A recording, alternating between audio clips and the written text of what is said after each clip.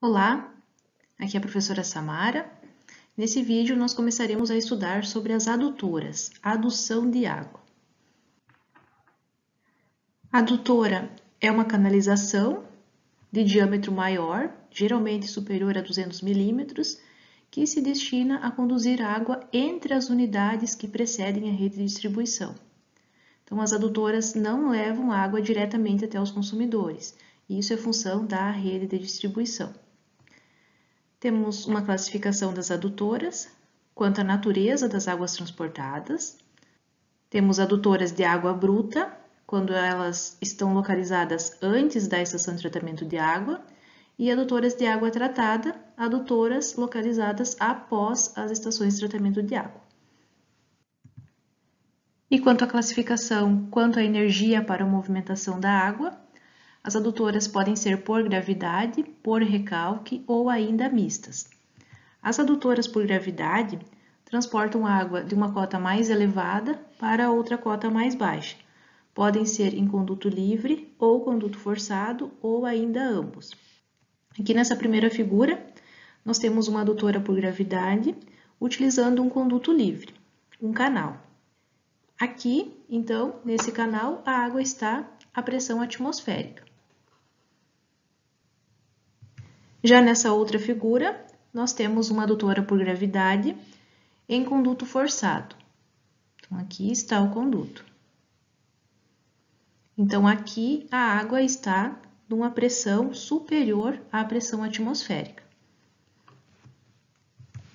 E aqui, nessa terceira figura, temos uma adutora por gravidade que tem trechos em conduto livre e trechos em conduto forçado.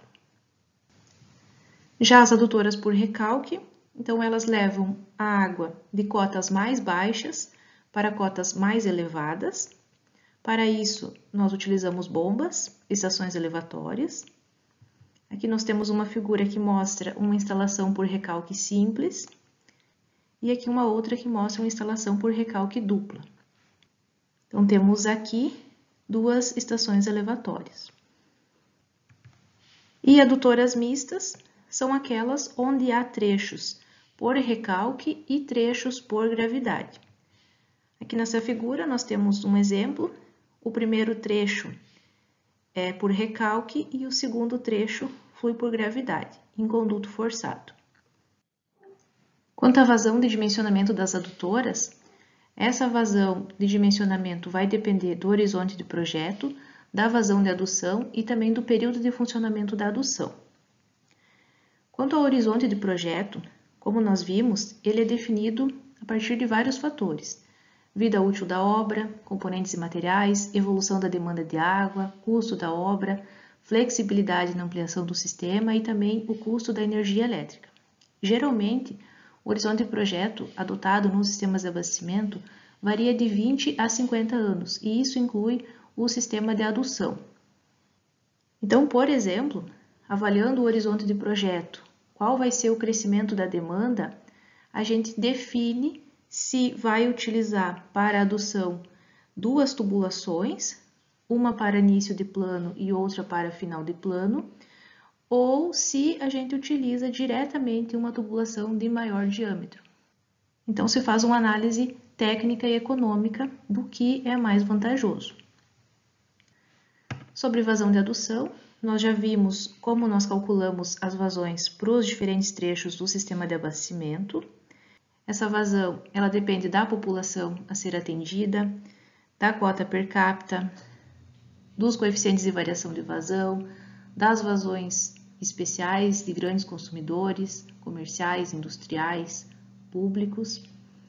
Depende também do consumo da ETA, no caso do trecho que a gente estiver dimensionando estiver antes da estação de tratamento de água, então temos que considerar esse CETA, o consumo da ETA.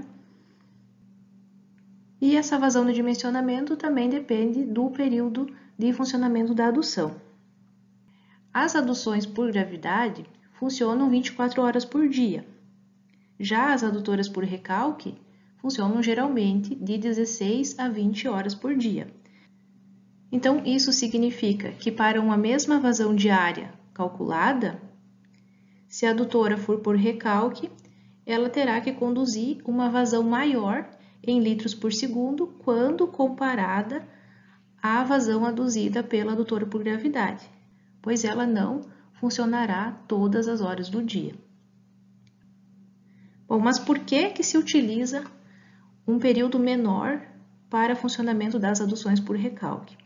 Devido às necessidades de reparo, nos conjuntos motor-bomba, nos equipamentos eletromecânicos e também para economia de energia elétrica. Então, normalmente, se prioriza a parada das bombas por 3 horas consecutivas, no período entre 17 e 22 horas, que é o horário de ponta, horário em que a energia elétrica é mais cara.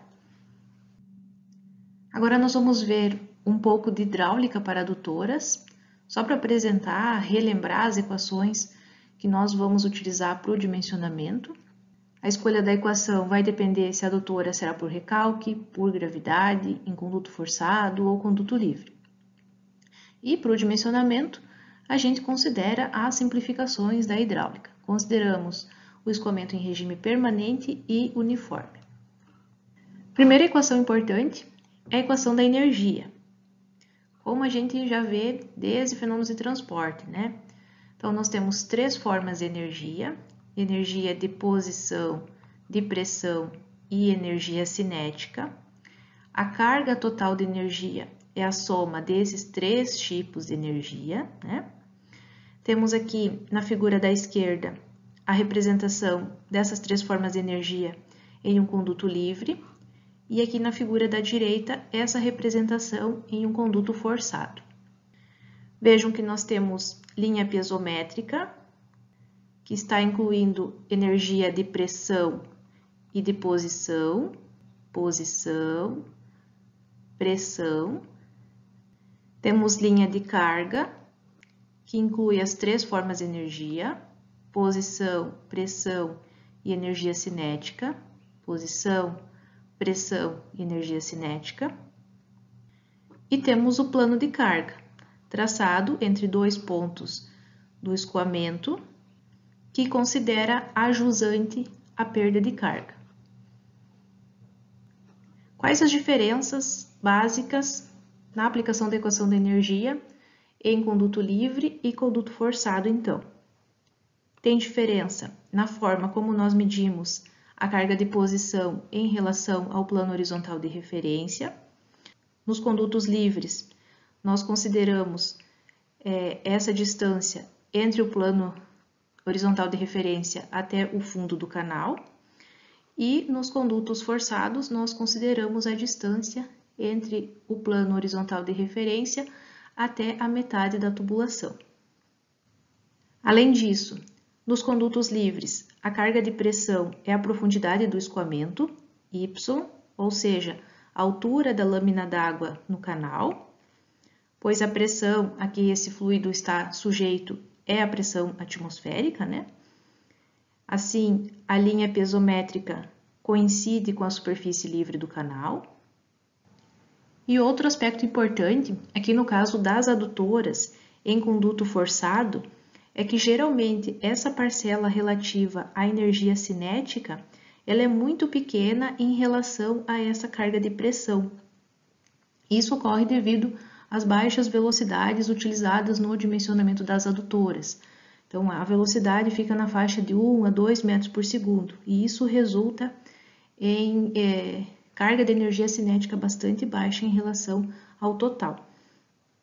É por isso que, muitas vezes, em vários cálculos, essa forma de energia cinética é desprezada nos cálculos. Assim, a gente considera que a linha de carga coincide com a linha piezométrica. Então, essa é uma consideração bastante importante para o dimensionamento das adutoras. Outra equação que nós utilizaremos bastante é a equação da continuidade. Então, é outra equação que vocês estão vendo desde fenômenos de transporte, e agora chegou a hora de aplicar nos casos práticos da engenharia. As equações para cálculo das perdas de carga, distribuídas e localizadas, também são muito importantes. Nós utilizaremos essas equações no dimensionamento das adutoras.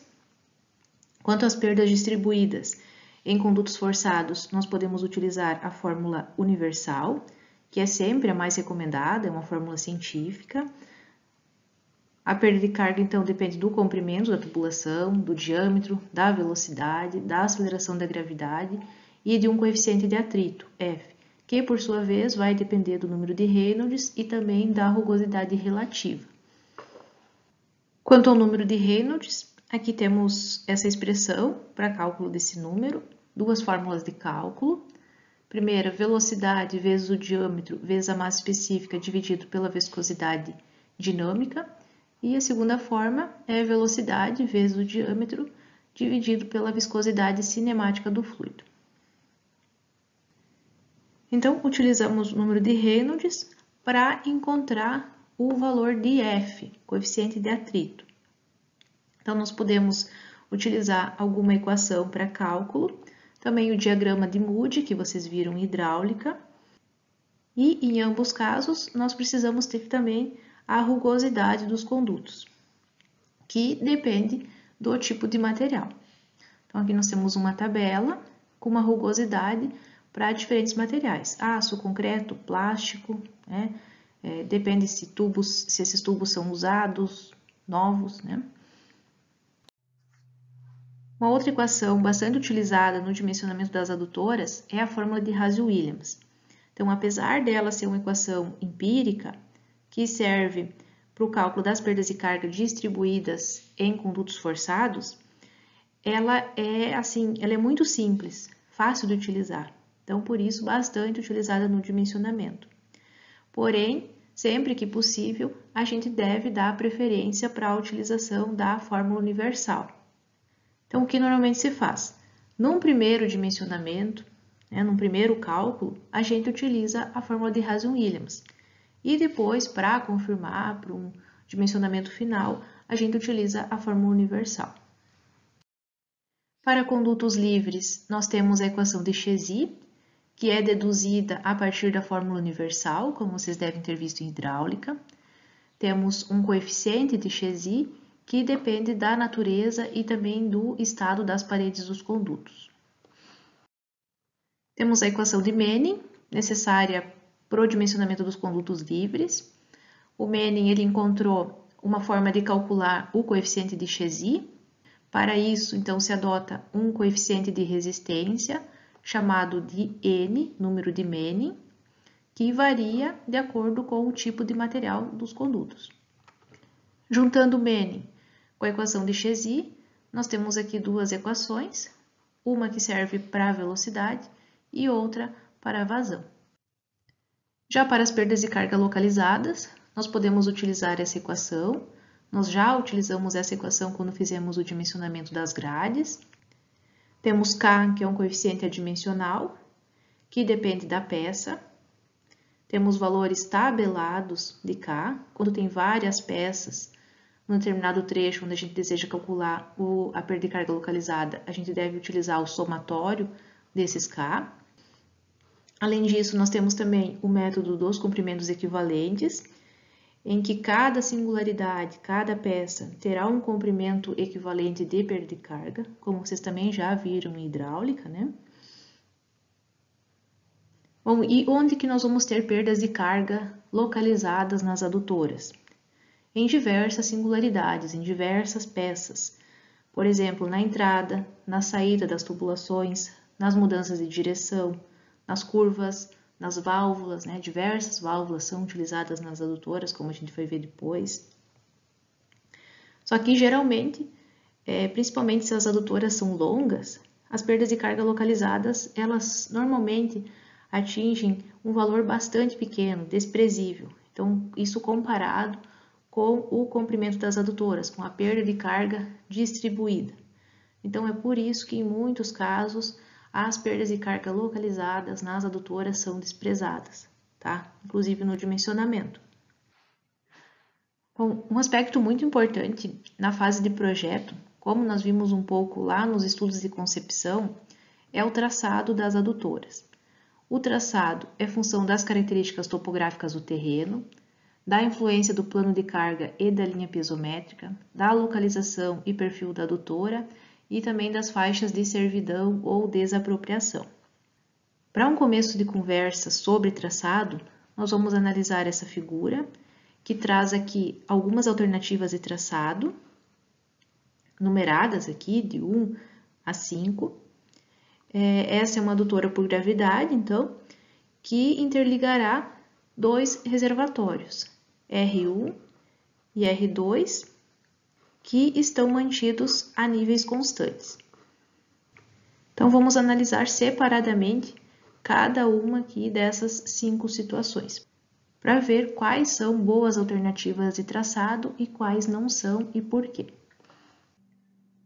Aqui temos a primeira alternativa de traçado, 1, em que a adutora ela está totalmente abaixo da linha piezométrica efetiva, que coincide com a linha de carga, pois a energia cinética pode ser desprezada, né, devido às baixas velocidades nessas adutoras, de 1 a 2 metros por segundo. Então, se o traçado do conduto ele está totalmente abaixo da linha piezométrica, essa adutora tem uma pressão positiva, ou seja, superior à pressão atmosférica, e isso caracteriza esse conduto como um conduto forçado. Aqui temos a representação entre esses pontos A e B da carga de pressão, e depois a gente vai ver melhor, mas nos pontos baixos da adutora, nós teremos que ter válvulas de descarga, então aqui representadas. E nos pontos altos, devem ser colocadas válvulas do tipo ventosas. A segunda possibilidade, 2, é utilizar escoamento em conduto livre. Então, uma tubulação ou canal com superfície livre coincidente com a linha piezométrica efetiva. Então, a gente posiciona tubulação ou canal nessa linha. Claro, isso desde que a topografia do terreno permita. Essa alternativa 2, juntamente com a anterior, são as que permitem um melhor funcionamento das adutoras por gravidade. Então, são as alternativas recomendadas. Bom, mas e se a gente tiver um terreno fazendo isso aqui, ó? Se a gente colocar aqui uma adutora acompanhando esse desnível do terreno, essa adutora vai cortar a linha piezométrica efetiva, né, entre esses dois pontos. Então, essa aqui seria a alternativa 3. Nessa situação, nós já temos um problema. Apesar do escoamento aqui ele ser possível, claro, se a adutora estiver previamente cheia de água, pois ainda essa adutora fica abaixo aqui da linha piezométrica absoluta, entre esses dois pontos, a carga de pressão será inferior à pressão atmosférica, tá? Ou seja, negativa. E por isso, nesse trecho aqui, pode ocorrer o acúmulo de ar. E devido a isso, ao acúmulo de ar, um mau funcionamento devido à diminuição da vazão. E nesses pontos, detalhe, não é recomendado utilizar ventosas, pois pelas ventosas pode entrar mais ar ainda, então comprometendo ainda mais o funcionamento. Portanto, essa alternativa 3 não é boa, não é recomendada. Já aqui no quarto caso, temos aqui o traçado da adutora 4, que ela corta não somente a linha piezométrica efetiva, mas também o plano de carga efetivo. Então, aqui nós temos um sifão. Como é que funciona um sifão? Você enche essa tubulação com água, remove o ar e ele funciona. Mas sempre que entrar ar, você tem que encher novamente, fazer a escorva. E isso na prática, em adutoras, não é viável. Lógico, né? Demandaria muita operação. Então, essa aqui é a alternativa 4, também não é uma alternativa de traçado recomendada para as adutoras. E aqui, uma última situação, o traçado 5, em que a adutora faz isso aqui, ó. Ela corta a linha piezométrica efetiva, o plano de carga efetivo e também a linha piezométrica absoluta. Então, será que nessa situação o escoamento poderia ocorrer? Seria possível? Bom, nesse caso, não existe possibilidade de escoamento. É impossível. Para funcionar, a elevação desse conduto deve ser inferior à linha piezométrica absoluta. Então, até aqui funcionaria, precariamente, mas funcionaria, seria possível o escoamento. Acima disso, não. Bom, nós vimos então 5 alternativas de traçado e vimos que somente os traçados 1 e 2 são os recomendados, por segurança sanitária e também estabilidade do funcionamento. Então, o traçado da adutora deve ficar sempre abaixo da linha piezométrica efetiva ou coincidente com ela. Bom, mas e se as características do terreno nos levarem para um perfil 3? O que a gente pode fazer? Bom, a gente pode fazer um corte no terreno, a fim de passar a tubulação abaixo desse ponto mais alto, para não cortar a linha piezométrica. Pode construir um túnel, ou ainda utilizar uma caixa de transição, então posicionada nesse ponto mais alto do terreno. Assim, nós conseguimos fazer uma mudança da linha piezométrica. E quando nenhuma dessas opções for viável, a gente pode pensar em mudar o traçado da adutora, a fim de contornar e evitar que a adutora passe por esses pontos altos. Então, para tudo tem um jeito, deve-se procurar o melhor traçado que se justifique técnica e economicamente, buscando nunca, claro, nunca cortar a linha piezométrica efetiva.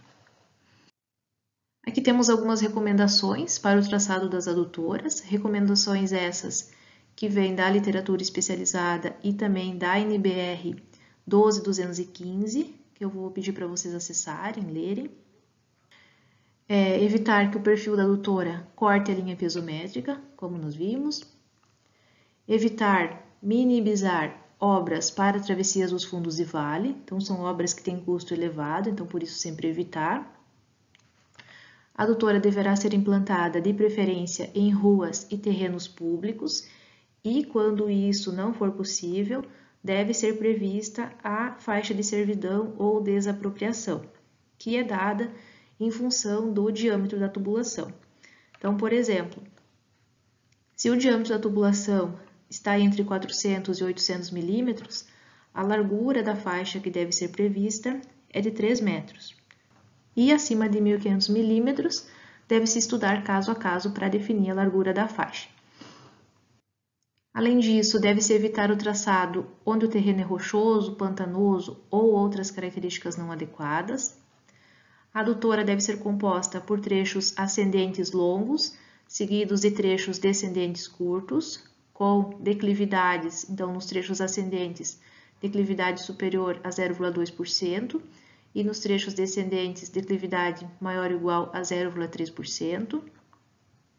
Então, mesmo em terrenos planos, tem que ser assim, trechos ascendentes seguidos por trechos descendentes. Quando a inclinação do conduto for superior a 25%, no caso de travessias aéreas, por exemplo, há necessidade de blocos de ancoragem. Isso é para estabilizar os condutos, evitar que essa tubulação saia do lugar. E até chegar no traçado definitivo das adutoras, deve-se seguir todos esses passos, iniciando lá no estudo de concepção. Então, inspeção de campo para a escolha da alternativa mais adequada de traçado, levantamento topográfico, plano altimétrico e cadastral de uma faixa envolvendo o melhor traçado. Então, a recomendação é de 30 a 60 metros de largura. Sondagens de terreno, atrado, a percussão ao longo da faixa para informações geotécnicas sobre o subsolo. Com esses dados, deve-se lançar na planta baixa o eixo da adutora e, por fim, fazer a elaboração do perfil do terreno e da adutora.